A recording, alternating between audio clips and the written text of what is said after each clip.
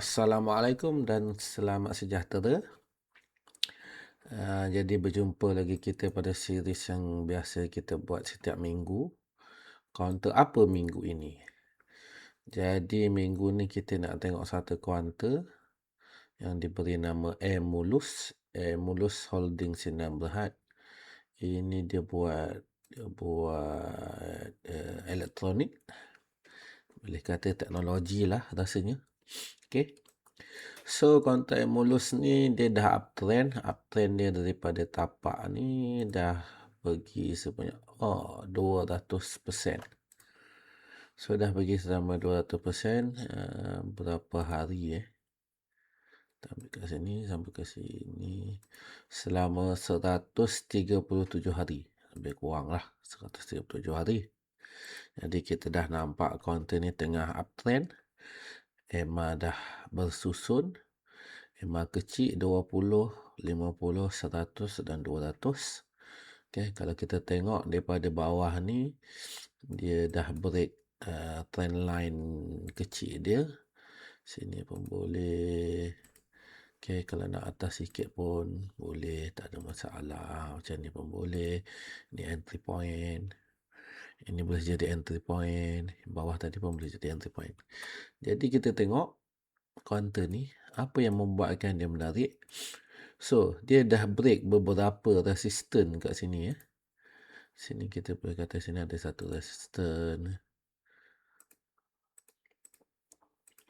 Okay, dia dah break kat sini. Dia dah break dekat sini. Dan the next resistance ialah dia nak pergi, dia akan cari yang ni. So, kita boleh kata uptrend ni, mungkin dia akan cari resistance yang ni. Okay. So, kalau kat sini kita tengok ada berapa lagi? Ada lebih kurang 14%. 14% lebih kurang.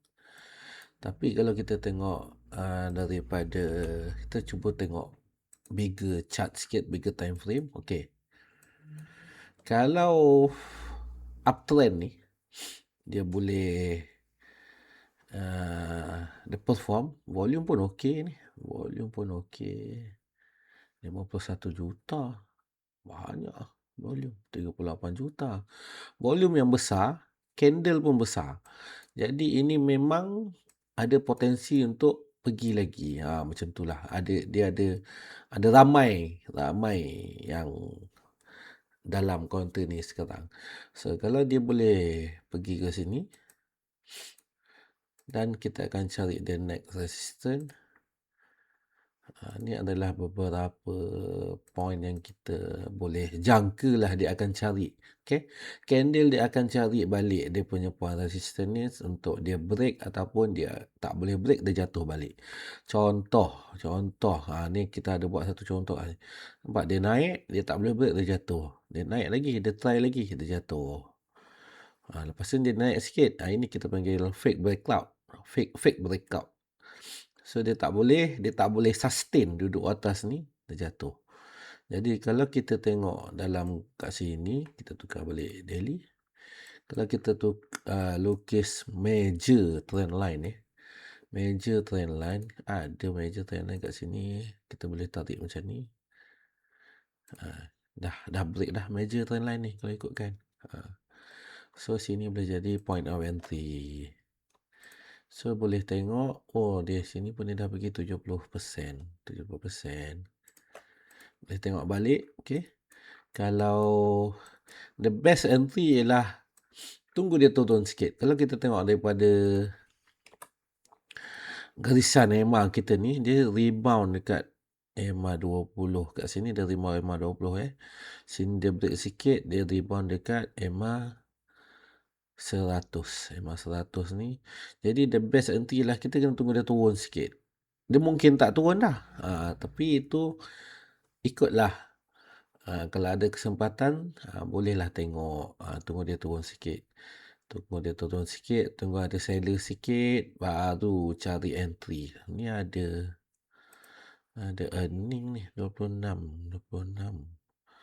So, mungkin esok ada earning. So, Boleh tengok, tunggu dia turun sikit, baru boleh cari entry. Okey.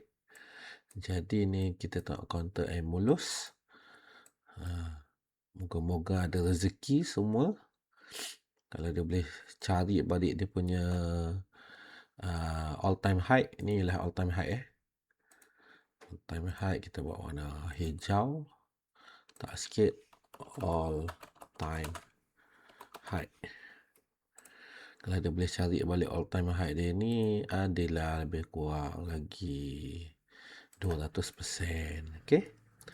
So itu sahaja untuk minggu ini. Counter Emulus boleh buat technical analisa sendiri. Kalau ada apa-apa pertanyaan boleh komen. Kalau berminat nak belajar berdagang saham, boleh tengok kita punya info. Kita ada link di situ untuk belajar saham. Okay, sekian, terima kasih. Moga semua dapat untung minggu depan. Okay, bye-bye.